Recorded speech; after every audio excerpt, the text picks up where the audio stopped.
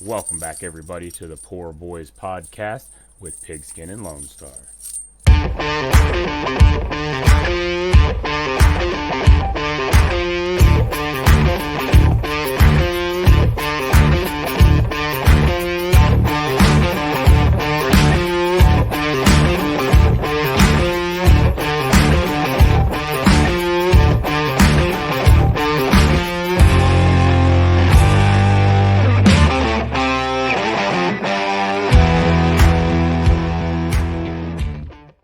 And now, the Boys Unchained.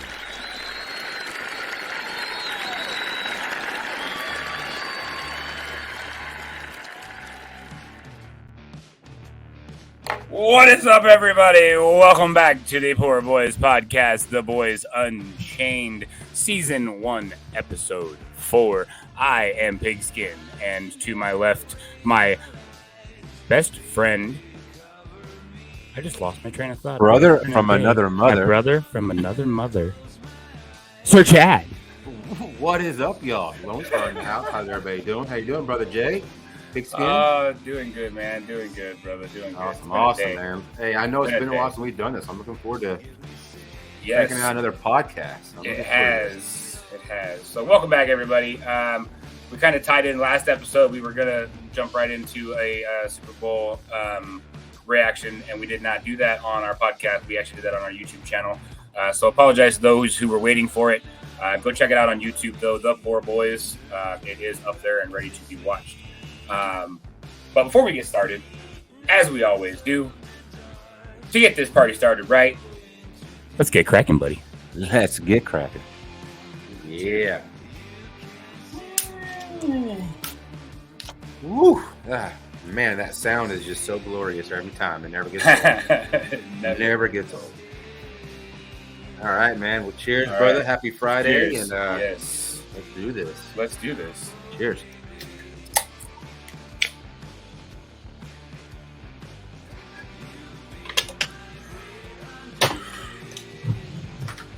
Ooh, man. Yeah, all right. So, welcome back, everybody. We are going to be doing a sports stream today, doing a little bit of talk about a little bit of sports that are going on all over the place. Baseball, basketball, football, you name it. We're going to talk about it. But before we get into that, we do have a few shout-outs that we have to do before we get the show rolling. And the first of which will be wildmandrinking.com. Sir Lone Star, take it away, buddy. All right. So wildmandrinking.com, they are an amazing company out of Utah, I believe. Yes, they are. They have created the Kraken 2.0, which if you drink beer, if you drink juice, whatever you like to drink, if you like to drink it very quickly, the Kraken 2.0 is where to start. It's an easy shotgunning tool. You stick it inside on the side of the can, and you get Kraken, and you can chug with it. And it's an amazing apparatus that you don't need, no knives, no keys, no thumbs. It's all in the Kraken 2.0. Yes. So again, if you go to wildmandrinking.com and you purchase one in the promo code, if you type in the Pour, P-O-U-R, because we ain't Poe, it's P-O-U-R, Boys, B-O-Y-Z, you'll get $5 off of your purchase to make that $15 instead of $20. Yes, sir. Absolutely amazing company, guys. Check them out for sure. Up next on the shout-out list, Mr. Billy over with Print Busters. Really appreciate you guys, man. Always supporting the channel. They do absolutely amazing work over there. He's a 3D printing company, does all of his hand painting and filling, carving, everything himself after the prints are done. Check him out on Etsy. Absolutely amazing guy. Great company. Definitely check him out on Etsy. And cheers to Billy and Print Busters. Yes. Hell yeah. Cheers. And last but definitely not least, let's clear our throat on that one. Let's clear our throat on that one a little bit. So our apparent sister channel rather, called us their sister channel the other day. And while we do appreciate the sentiment, boys, we got a pretty good set of balls over here between the two of us. So I think we should be your brother channel, maybe. Yeah, we Maybe? are definitely not your sister channel. Last time I checked, I did not have a vagina. So I think the brother channel would be a little bit where it's at. But we definitely appreciate the sentiments. We definitely appreciate the shout out. But yeah, we are the brothers. I think we're a brother channel. I think that would be a better. Yes. Well, we'll just start calling them our redheaded stepchild channel. How about that? There How you about go. that? They're a little redheaded stepchild. Little redheaded stepchild. Mike and stuck in the middle with Mike and Greg. Yes. So if you don't currently listen to Stuck in the Middle, Stuck in the Middle presents with that guy named Mike and Greg, check them out. We'll have their links dropped everywhere we put this. So anywhere that's going to be there, you'll have their links and all their uploads for them. So, they're on Spotify. So yeah, Talking Smack with Greg and Mike. Check them out. Spotify, great channel, great dudes. They do a lot of fucking cool shit over there. So definitely go check them out. And cheers to you, Mike and Greg. You guys are freaking awesome. But now the gloves must come off. Yeah, there was some shots fired in their not their last one, but the one before that, because we've been kind of MIA a little bit. We haven't been recording as much as we should be. But yeah, there were some shots fired there. Pew, pew, pew, pew. Shots fired. There was a few zingers, bro. So, do you have any return fires, sir? So, Jay, question for you. Yes, sir. Why did the San Francisco 49ers want to change their name to the San Francisco Tampons? You know? Ooh, I don't know. Because they're only good for one period and do not have a second string. But the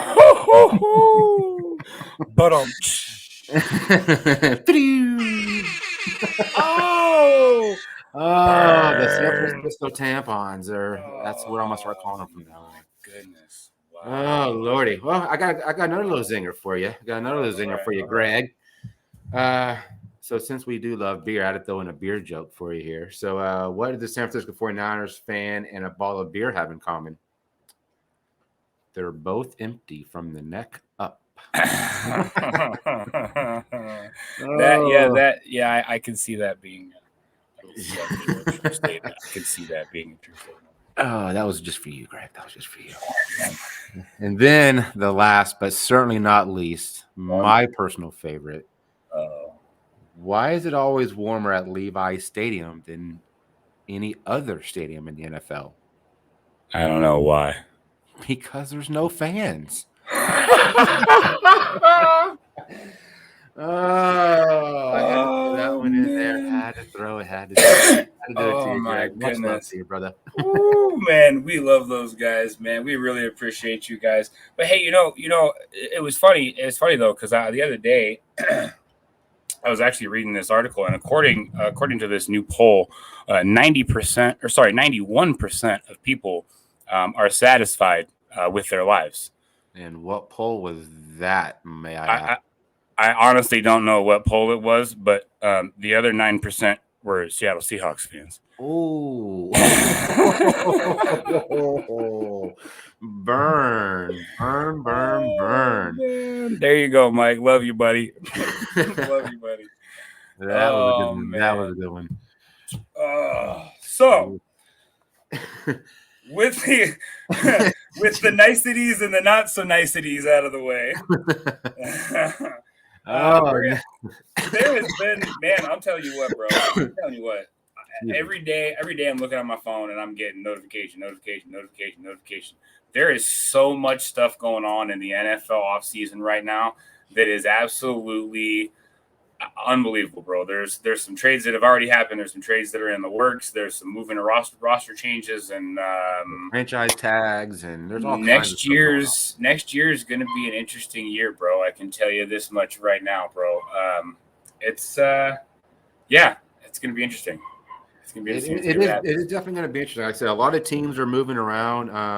I did just get a notification today, and we'll kind of touch on it. The Bears are trading their number one draft pick away to the Carolina Panthers for DJ Moore and 4 draft picks. So it looks like Carolina's going to get the number 1 overall pick. I don't know which way they're going to go. I'm guessing probably a quarterback. Yeah. But that's kind of what I'm guessing. I don't know whether it's going to be the guy from Florida, Richardson. I don't know if it's going to be C.J. Stroud or Bryce Young. I'm guessing it's probably going to be one of those three if Carolina is looking for a quarterback at number one. So Right.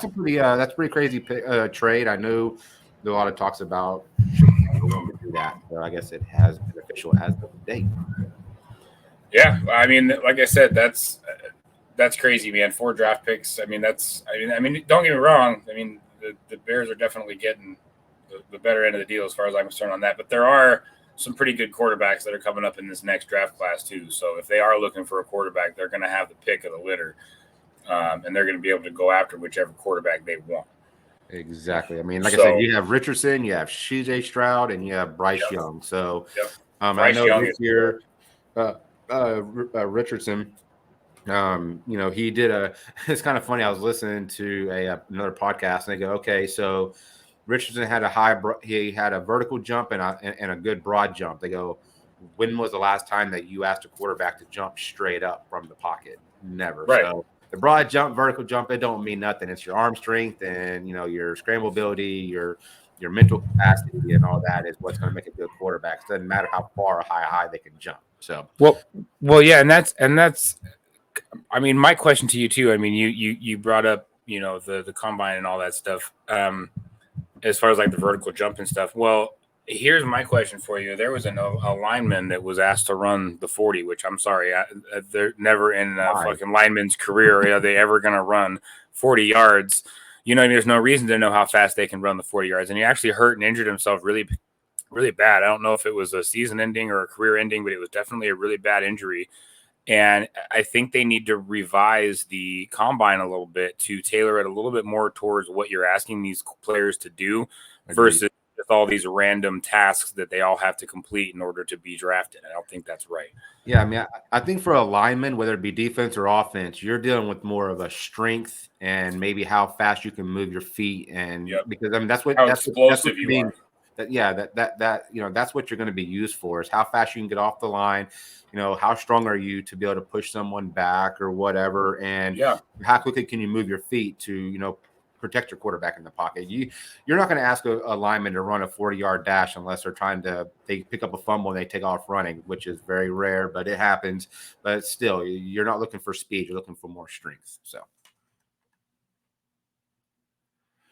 that's kind of how that goes. But again, I said, Pigskin just touched on it. There was a lineman that did injure his knee. I think it was a torn ACL or MCL just from the combine running a 40-yard dash. So that's kind of put his draft pick in jeopardy there. No, I agree. I mean, I really do. I think there's a lot of things to consider around that whole thing. Mm-hmm. So absolutely. So that's a little bit about the combine. And so the big thing today was the Bears trading away the number 1 draft pick for a couple picks. Also today, the Vikings released a longtime veteran, Adam Thielen from the Vikings. So that's a big name leaving Minnesota there. So I'm guessing he's going to be either a free agent or he's going to be up for grabs somewhere again. He's a great receiver, but he just wasn't being utilized there in Minnesota with Justin Jefferson. It's pretty much just Kirk Cousins and Justin Jefferson, and Adam Thielen was a second guess. But I mean, they picked up T.J. Hawkinson, so I don't know. It would be interesting to see where Thielen ends up. I mean, with all reason. I mean, Justin Jefferson is Justin Jefferson, man. I mean, he played phenomenal, but I don't think Thielen gets enough credit. No. Like I said, Thielen before Jefferson got there was a number 1 target, putting up fantasy numbers, putting up career numbers left and right, touchdowns, receiving yards, catches, everything. And then for them to just let him go, I mean, granted, I don't know if it was for them to save money or whatever, but wherever he goes, he's going to be, he's going to be a good player. I mean, it could be that they just weren't using him in their scheme plan, in their game plan. However, they were drawing up their plays. Maybe they saw something, they were going in a different direction from the play style that Thielen adds to a roster. And I've always said this. I mean, sometimes it takes players moving to a few teams to figure out that right coaching style, that right offense or defense, whatever position you may be in order to be a good player and succeed in the league. You've got to be on a team that's going to utilize the talents that you bring to the team. If you're a number one running back with a quarterback that's crap and can't throw, but you've also got the number one running back in the league, and all you do is hand off all fucking year. What the fuck's the point in paying the high salary to that number one receiver? Trade him away, get some value out of it, and build up your offensive line. If you're going to run the ball and you're doing it successfully, why are you paying another player the same price? You know what I mean? So, like, if you end up on a team where their game plan, their scheme plan doesn't work with the position or the type of player you are, that sometimes it can kill players. It can end up putting players out of the league and into retirement because they're like, well, I'm never going to find a team. And sometimes it just takes a change, man. That is very true. So definitely wish Adam Thielen the very best of luck wherever he goes. Again, one of my fantasy football teams is named Hooked on a Thielen. So obviously I am a fan of the guy. So I wish he's a great player wherever he goes. Yeah, he's a great player, man. He really is. I picked him up on fantasy in at least one of my leagues this last year, and he did very well for me. So, I mean, great like I said, great player. Yeah, he still has a couple years left as well. I mean, he's still young enough to where he's still explosive and all that. So, wish him nothing but the best. Now, talk about kind of the horse in the room, what everybody's kind of been talking about this offseason. I guess the moment of darkness where he escaped into the hills and did whatever. Aaron Rodgers. So I guess now there's talks about Aaron Rodgers being traded to the Jets. The Jets, we don't really know the details because they're just approving Aaron Rodgers' trade, or Aaron Rodgers has to approve the trade. But wow, to see him in a different uniform and just kind of the way he has handled himself in this offseason has been very unique. Per se, I don't want to say weird. I say unique, but I mean, I read an article earlier that basically stated that Green Bay had given him the okay to talk with the Jets in a trade option. That the Green Bay Packers and the Jets were in agreement on a trade agreement with Rodgers.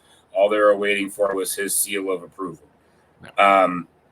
Again, back to my previous statement.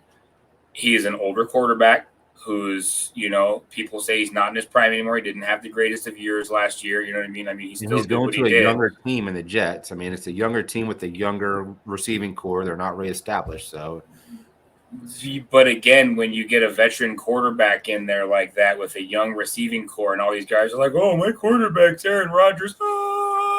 Looking up to him like a god of quarterbacks, which is he is. He's a fucking amazing quarterback. You can't deny that. And again, I think it could be a good thing, or it could completely upend his career and he'll retire after 1 year. I mean, that's the only thing that's going to happen, because if he goes in and has a horrible, shitty fucking year that first year, I guarantee you he retires. But if he goes in and just blows shit out, which is a very good possibility because the Jets were a really good ball club last year, I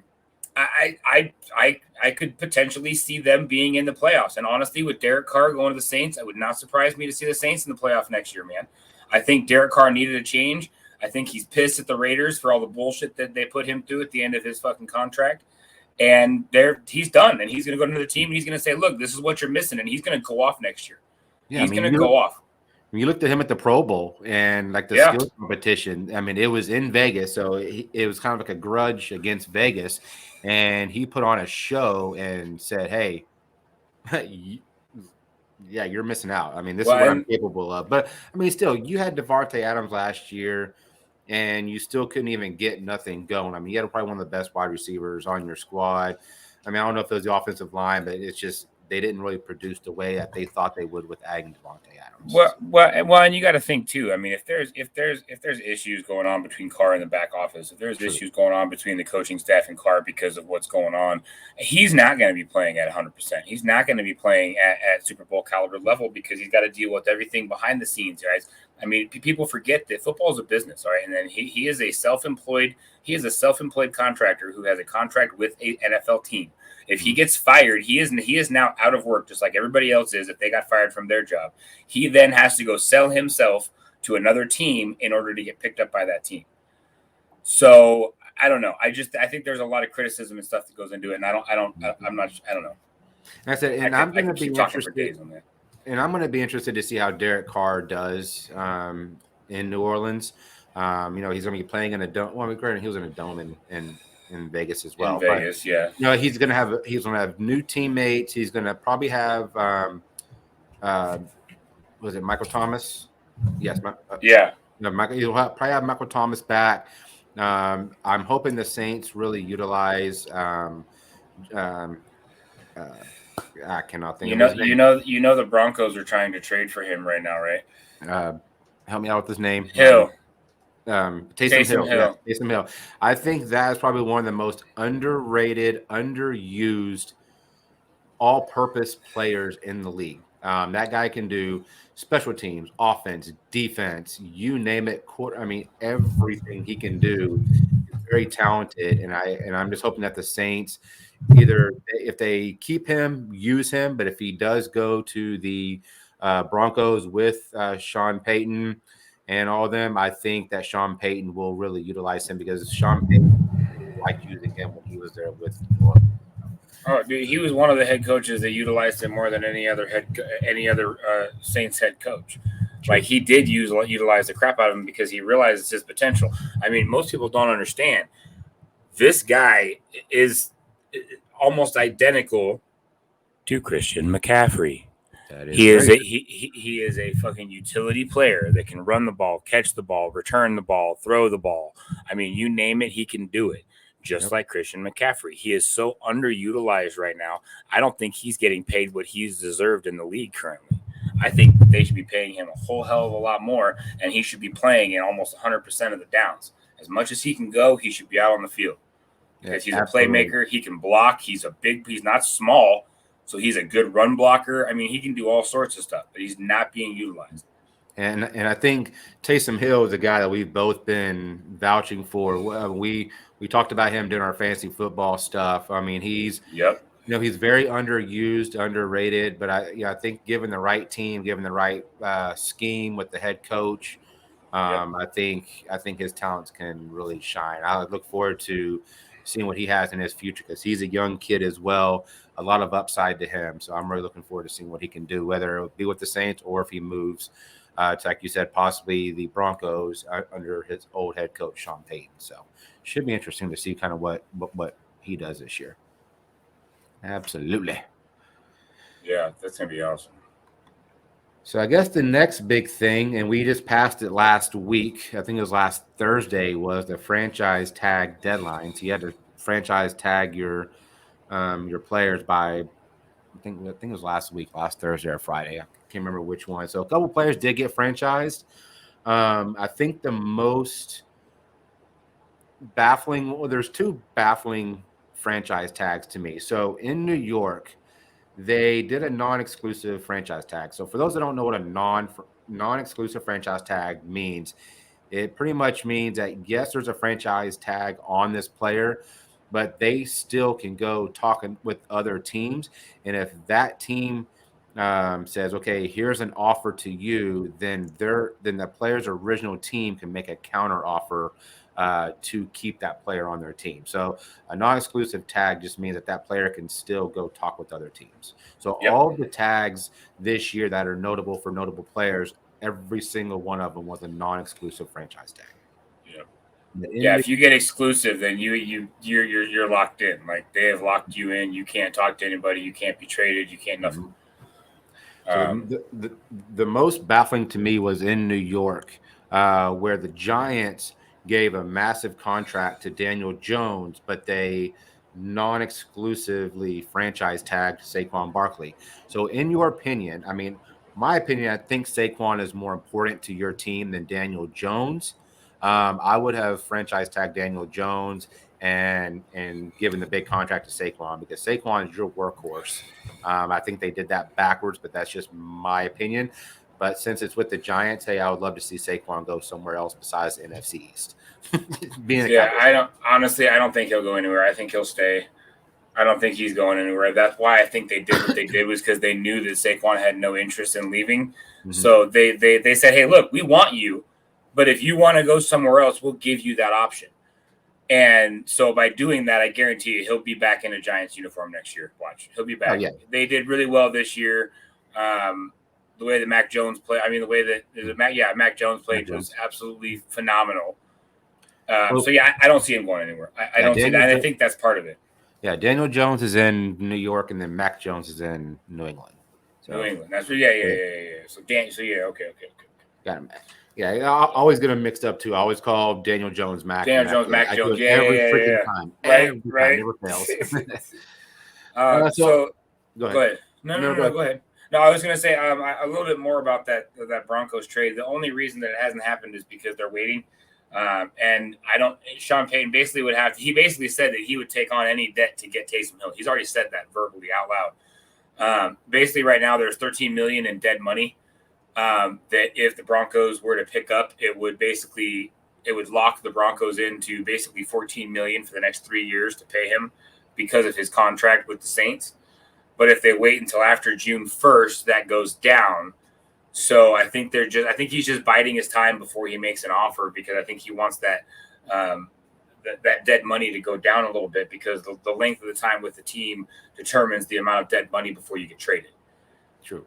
So I think that's all he's waiting for. But he's already said verbally in press interviews and releases that he's I'll take on his debt to get him in a heartbeat, because he's verbally said he's one of his favorite players. Exactly. Who wouldn't want Taysom Hill? Man, I'd love to see him on the Cowboys, but hey, that's not going to happen. So yeah. I mean, I'm a big fan of Taysom Hill. I can see Sean Payton for sure pulling some strings and with the back office in Denver to get Taysom Hill, because I think, especially with John Elway still being back there, he can kind of see the talent that Taysom Hill has. And I think that he would definitely be on the side of Sean Payton on that one if Sean Payton went to bat to get Taysom Hill in Denver. Absolutely. So there's 3 other ones. We can talk about all 3 of them all at the same time. But Lamar Jackson, the quarterback for the Ravens, was a non-franchise tag. Yep. Josh Jacobs, running back in Vegas, was non-exclusive franchise tag. And Tony Pollard for the Cowboys was a non-exclusive franchise tag. Now, I'm going to kind of touch on Tony Pollard just for a second, just because I've seen these on TikTok. I've seen them on YouTube. I've seen them all over the place. Everybody's like all up in arms. Hey, we got Tony Pollard. He's good. We locked him in. No, we didn't. Y'all don't understand what non-exclusive means. A non-exclusive means that Tony Pollard, yes, we did sign him to a non-exclusive tag, but he can go and talk to anybody he wants. Somebody can make a higher offer the Cowboys can't match or won't match, and he's gone. So, and they've already made it clear that they're going with Zeke as their number 1 next year. Which, in my opinion, as a Cowboys fan, I'm. And they've already and they've already made it clear that they're sticking with Dak next year too. Yep. And so Dak will be back, and I mean, you got. I don't know, man. I mean, I don't know if I agree with that. But they're trying to get some. So last year with the Cowboys, you have to realize, you have CD Lamb over there, but you don't have another explosive on the other end. It's either Gallup or Brown. There's not really a big name player on the other side of CD Lamb. Right. Well, the Cowboys have been talking to DeAndre Hopkins. They've also been talking to Stephon Diggs, which I don't see Stephon Diggs leaving Buffalo, because right now Josh Allen, hell no, he has that potential to get to the Super Bowl. I think it's been Joe Burrow and Pat Mahomes stopping him from getting there. But I think at some point he's going to get over that hurdle and get to the Super Bowl. And I think Stephon Diggs is going to stay there because he knows what he can do, and he knows that Bills Mafia is it's a good place to be. Their fans support the heck out of them. So I'm kind of cutting out Stephon Diggs out of the equation, but I would love to see DeAndre Hopkins over here. I know Odell Beckham worked out today for some NFL teams on Friday, March 10th. So he worked out for the team today.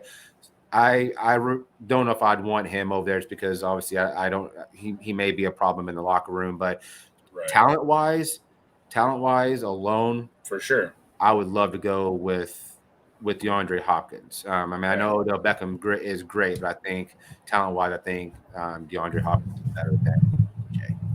Right. Well, and so back up a little bit real quick to the Stephon Diggs thing, because I completely agree with you. I really do, because not only do you have to look at it the standpoint of Josh Allen is on fire. He's going to come back next year pissed off because of the ending, the way the year ended this year, with all the issues. Hopefully, DeMar Hamlin's back next year. Who knows? I don't know. I know he's been working out in the off season. I don't know if he's planning on coming back next year. I don't know what the plan is, but I know he said he was playing football again. Josh Allen, look at the numbers he's putting up. Ridiculous. You know where a good 70% of those numbers are going to? Diggs. Stephon Diggs. Yep. So why in your right mind as a receiver would you leave a team where you're averaging over 200 plus yards catching per game?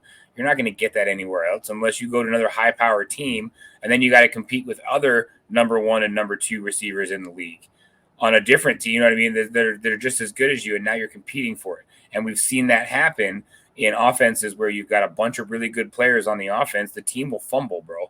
Mm-hmm. It happens all the time because you got too many hot shots and too many superstars on one team, and you don't get that co-op. You don't get that teamwork between all the players because they're fighting for contract money. They're fighting for this, that, and the other thing. And I think Stephon Diggs is good right where he is. I don't see him needing to walk away or do anything. I think he stays right there, and you'll see him in a Bills uniform next year. So. Man, and I think they're only hyping up him going to the Cowboys because obviously his brother Trayvon Diggs is the cornerback for Dallas, and I think they want to play together on the same team. And Stephon Diggs has been, he's come out and said, hey, Dak Prescott is a great quarterback, right. But being a Cowboys fan, I know that he's not better than Josh Allen. I without 100% doubt he is not. Dak is not as good as Josh Allen.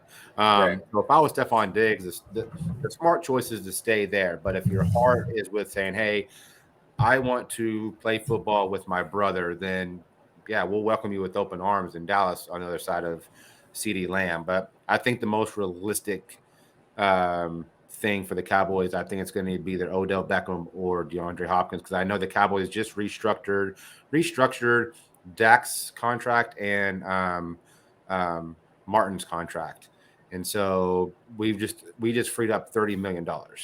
So they're got a little money to play with. Yeah. Okay. All right. So we shall see what that happens. Who knows, man? Again, like I said, bringing in another receiver like that could be detrimental too. At the same time, bro, you know what I mean? Because you got guys on that roster that are that are playing pretty good ball right now. So. And again, it all breaks down to the quarterback. I mean, for me, yeah, I get the sentimental value of it, but when it comes down to it, you're in the league to win championships. And if you don't think that Dak Prescott is going to get you to a championship, then why are you going to join his team?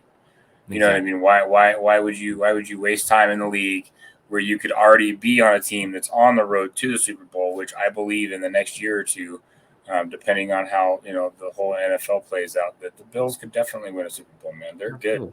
Josh Allen's killing it. Josh Allen has to get past Burrow and Mahomes. Those are his two. Those are his two weaknesses right there, because he can never seem to get past Burrow and Mahomes right now. But I think, at some point he will get past them or not. I think they're on the road to the Super Bowl. Maybe this upcoming year, yeah. Josh Allen. Music interlude. Right? I don't know where that came from, but that was just a little music break for everybody. Apparently, I don't know. We start playing some boots and cats and boots and cats and boots and cats and boots and cats and boots and cats. But the other big one we'll talk about briefly is Lamar Jackson. I know he's been a hot topic. The Ravens could not come up with a deal for him, and they have locked him down, or they haven't locked him down. He has another non-exclusive contract in Baltimore. Do you think he will stay, or do you think he'll go? I think somehow he will stay, but there's a possibility. There's a lot of teams out there needing quarterbacks, specifically his style of running and throwing and what he can do. He could potentially leave. Honestly, my honest answer is yes and no. It really all depends, man. If he's made the right offer by the right team, yeah, he's gone. If the right team offers him the right amount of money, and he feels like he's going to be a fit in that team, yeah, he's gone for sure. He in a heartbeat.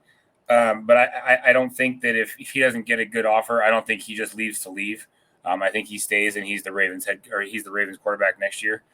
But I think again the head coach of the Ravens needs to kind of figure out how he's going to use Lamar better. True. He's getting older.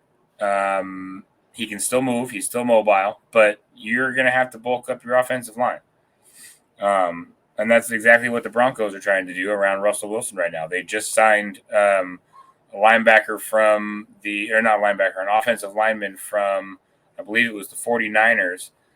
He came in the league. He's a 6'8", 310-pound offensive lineman, bro. Oh, God, he's a big boy. They brought in a fucking giant to put in front of fucking Russell Wilson, dude. So, I mean, I think that's something they need to think about over there, too, is getting a better offensive line so that if you are going to have him be a running quarterback and he's going to take the hits on the run, he's not taking hits when he's trying to throw the ball.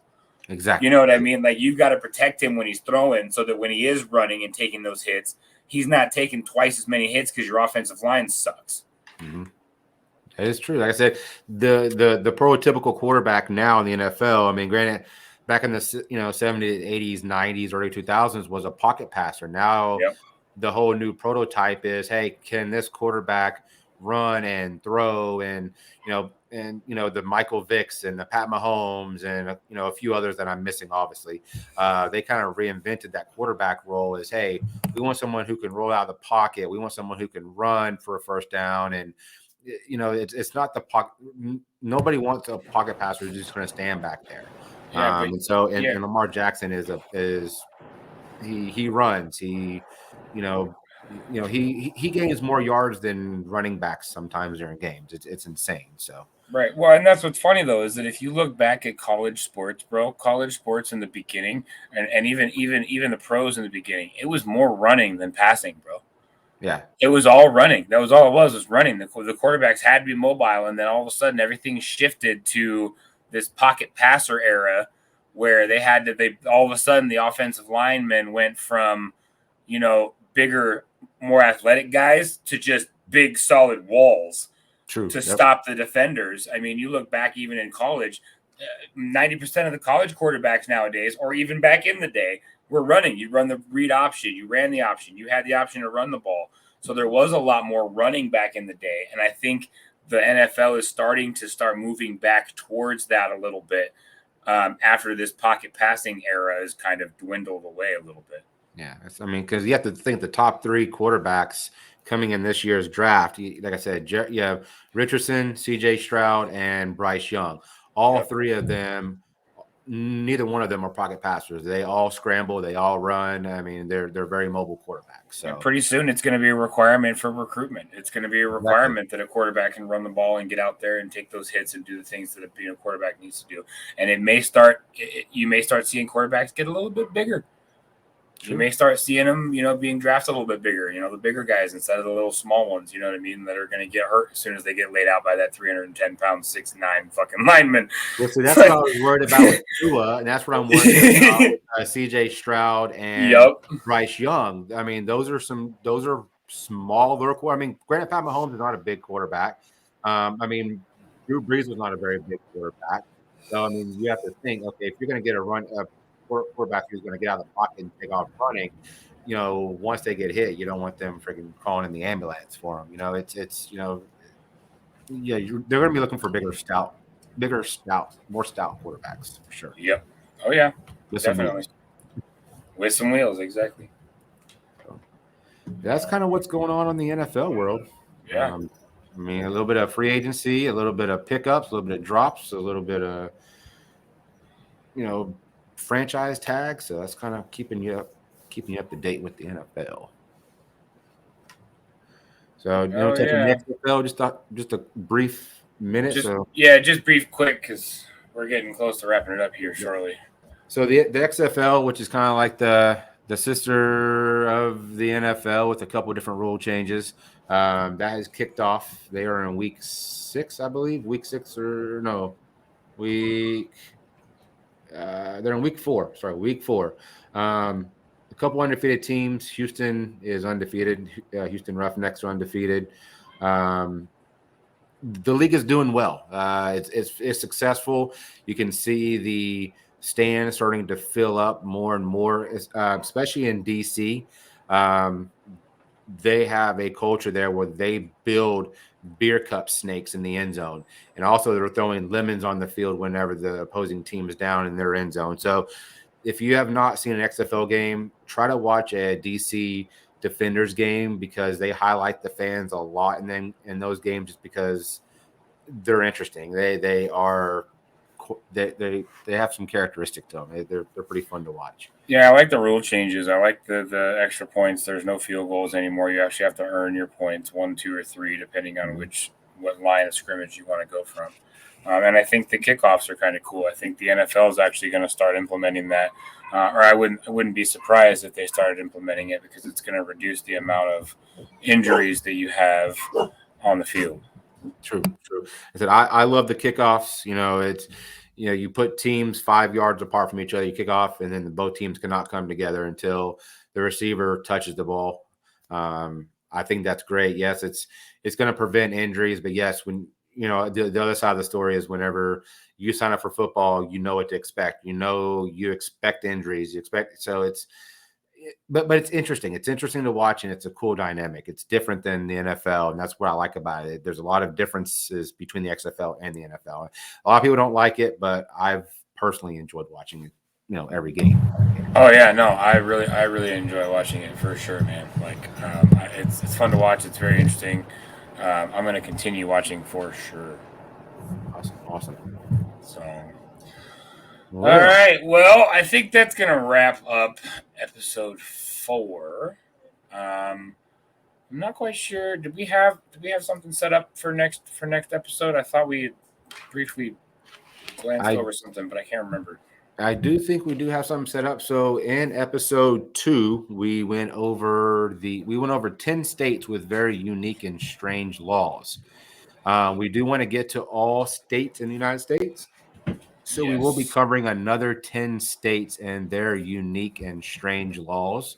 So that'll be coming out next on the podcast. But yeah, we want to get to learn some of these weird laws that these states have because some of them are just mind blowing. So yeah, some of them were really good last time. So I'm interested to see what the other states hold for sure. Absolutely. So definitely check out the next podcast. After this one, we will be adding 10 more states to that list. And there'll be all different states from the first, and we will discuss their unique and weird ass laws. Hell yeah. Well, thanks everybody for listening. We appreciate you guys for always coming back and supporting the podcast. This will be up on Anchor, Spotify, and also over on YouTube. So if you're listening this on Anchor and Spotify, check us out over on YouTube, The Poor Boys. And then if you're listening to this on YouTube, check us out on Spotify. The Poor Boys Podcast, The Boys Unchained. We have a lot of fun doing what we're doing. We appreciate you guys. And as always, guys, please, for the sake of Weird Al Yankovic, stay weird, y'all. Stay weird, y'all. Thank y'all. We love y'all. And cheers. Ladies. Peace.